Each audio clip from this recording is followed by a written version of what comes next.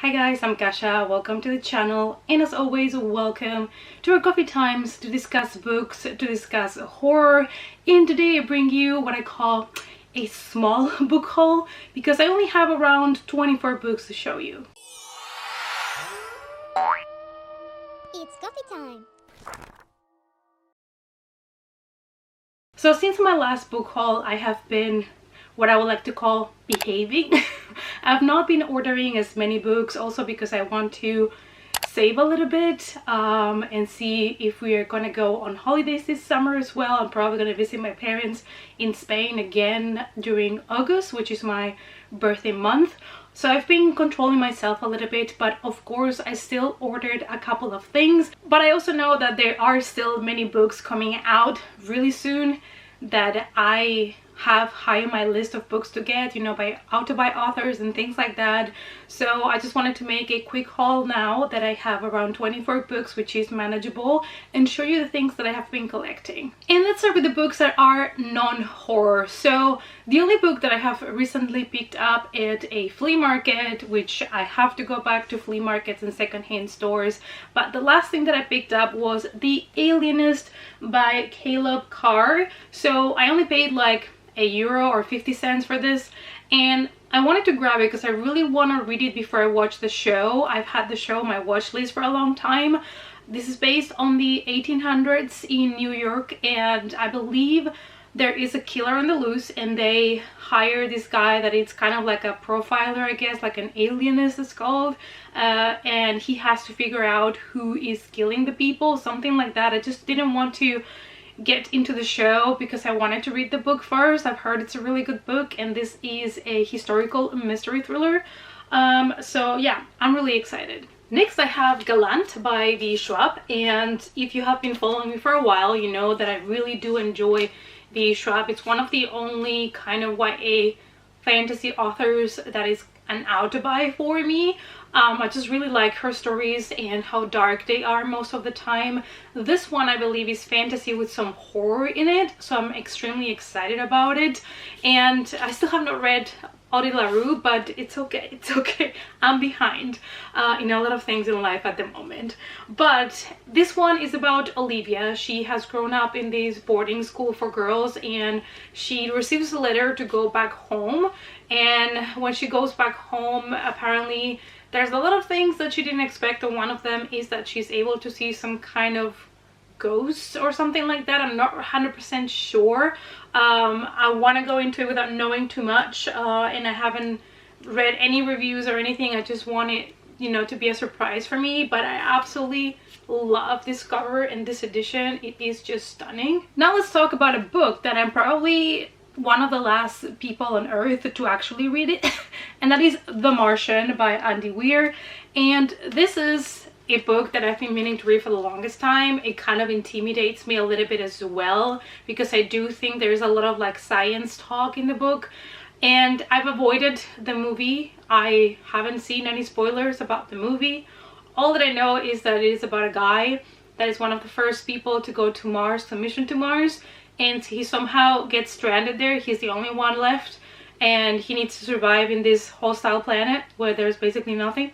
So that's all I know, and I want to go into it like that. And I have been waiting to be able to get this edition on sale, or this edition for a good price, because I really wanted this exact edition.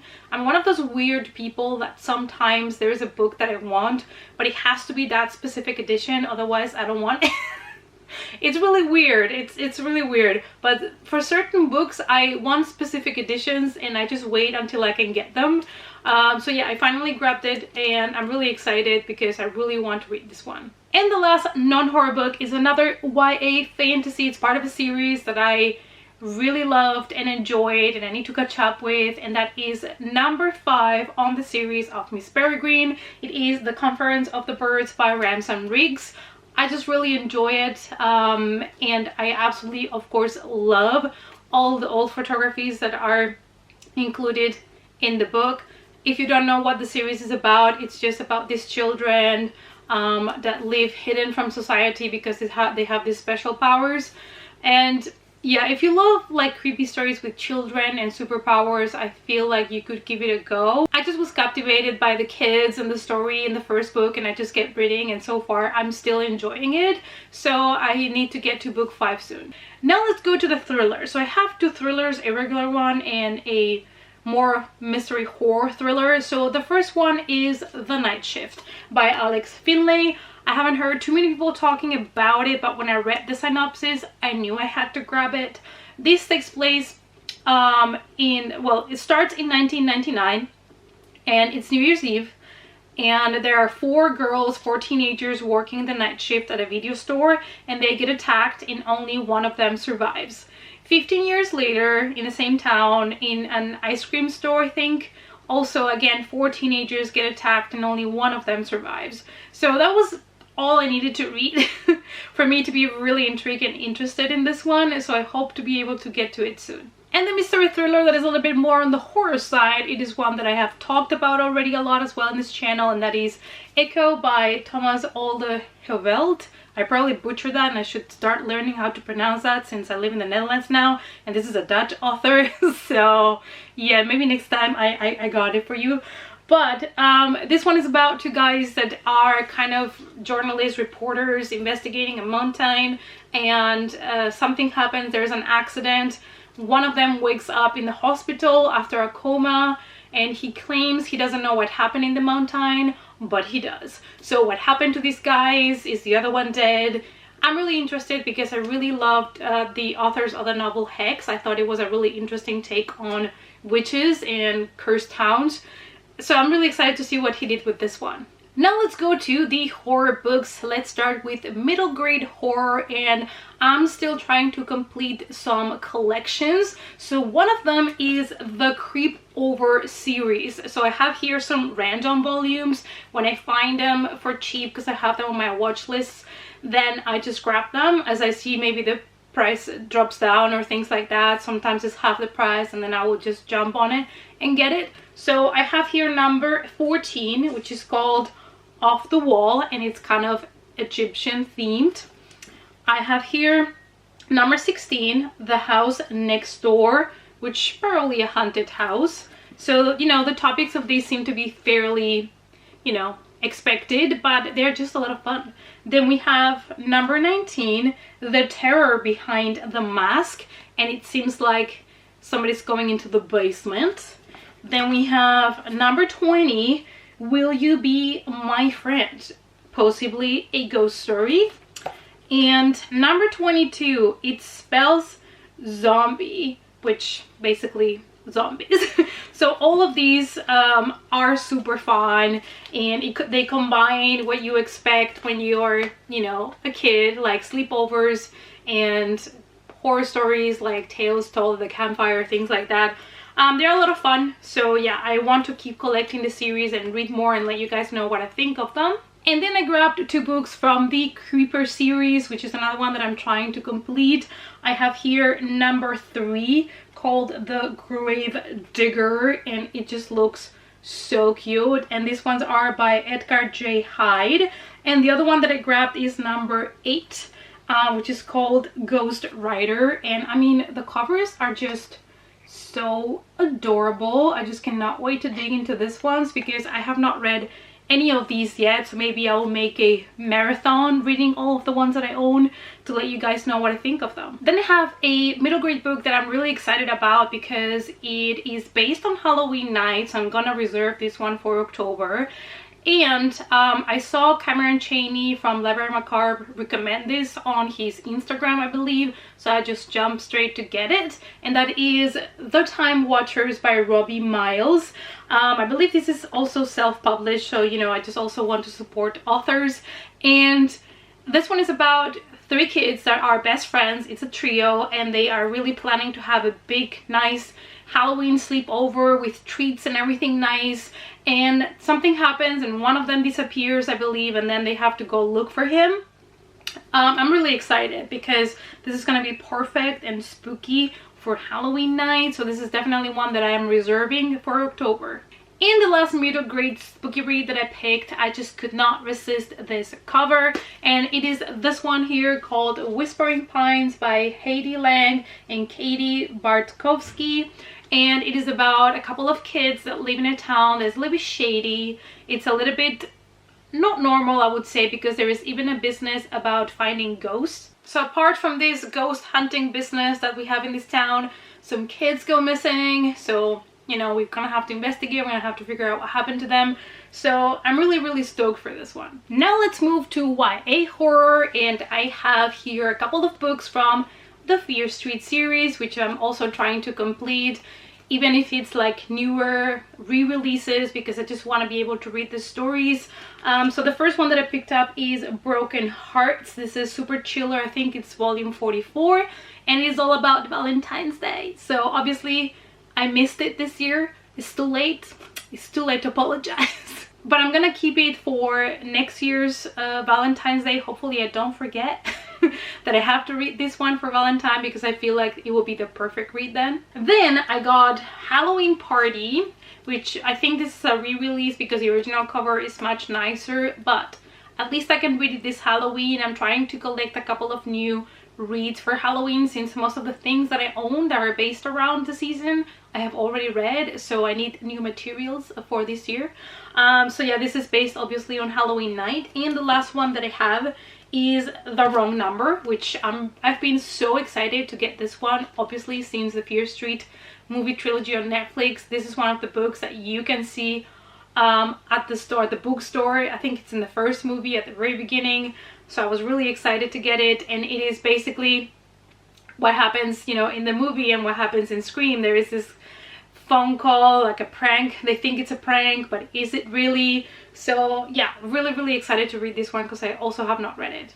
In the last YA mystery horror thriller that I got is The Last Girl by Goldie Moldovsky. And I picked this one up because our main character turns to horror movies for comfort. She's a horror expert. She knows all the rules, you know, those rules that we all know from horror movies, you know, like never say I'll be back, you know, never split up, all of these things. And that already kind of sold me to the book. And she's new in high school. She doesn't know anybody, but then there is like a secret club called the Mary Shelley Club. So I just want to know. And I feel it's gonna be really relatable to me, because when I was going to high school, I was already into horror, and I didn't have any friends or knew anybody really that was into horror. So I was really excited to pick this one up and see if I could see myself kind of reflected as a younger me. So I don't know, I'm really excited about this one, and I've been really enjoying lately some YA horror mystery thrillers, because they are just so cozy to me and they are easy reads. So they also help me when I don't have much time or when I'm in a reading slump. And now let's go to a couple of adult horror books. The first one is a really small novella, and that is The Fanged Dandelion by Eric LaRocca. I believe this was one of his first, if not his first publications, and I have not read this one yet. So I decided to pick it up. I'm building my own paperback, you know, Eric LaRocca collection, because you guys know I really enjoy his stories.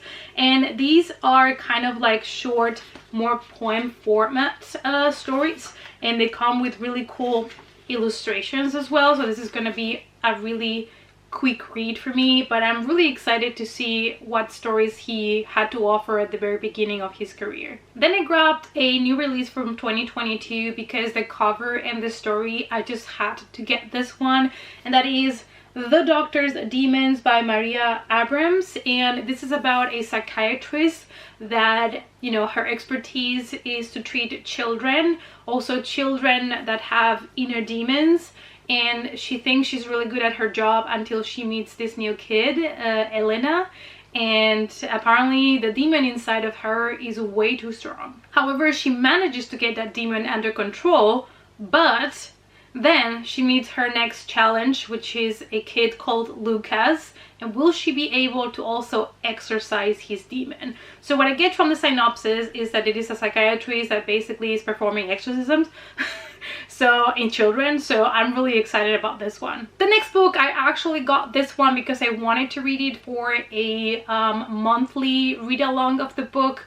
It was kind of like the pick for the month of this bookie club. I forgot the name now, but the book is Manhant by Gretchen, Felker, Martian. I was really intrigued about this one anyway, so I picked it up hoping that I could join the read along and the live show and everything, but then I didn't get to the book, sadly. And this is a post-apocalyptic story but includes non-binary, transgender characters, so there's going to be a lot of representation, and I'm hoping to learn a little bit more about them. And I'm just really excited because I think it's about time to have these kind of characters in horror and post-apocalyptic stories. So yeah, I'm really excited to see what the book has to offer. Moving on with The Heart by David Sodergren. I believe this one actually just came out in May. And you guys know I really like David Sodergren, so I had to get it. And this is about a small Scottish village. I believe it was called Witch Haven. And basically they're planning to evict the residents that have been living their older lives in the name of progress. So they don't know what to do until one day there is this fog that comes from the sea and covers the whole town. And I'm hoping that all hell is gonna break loose. And also, like, look at this cover, it's absolutely stunning. So I'm really excited. And last but definitely not least, I have another novella that I am dying to read, and that is Inheriting Her Ghosts by S.H. Cooper. You guys know that one of my favorite novellas that I have read so far has been by the same author. It's called The Festering Ones. So I am so excited to read something new by her, and also this cover is just the cutest. It is about this girl that inherits her great aunt's seaside mansion, and when she gets there she's gonna unravel all the secrets. Probably there's gonna be like, I don't know, ghost present something, give me something. I'm really excited, and this is a novella, so this is something that I might keep for a read along, or I mean a readathon. Who knows, but really excited. Alright guys, so this is everything that I got, everything that I have added to the collection that I'm hoping to read soon, especially the new releases, so I can let you guys know what I thought of them. Let me know, you guys, what is the last book you treated yourself with. And yeah, let's talk about the books that I have mentioned here. Have you read any of these? Did you love them? Did you hated it? Let's talk about it in the comments down below. Thank you guys so much as always for watching, and I hope to see you all in our next coffee time. Bye.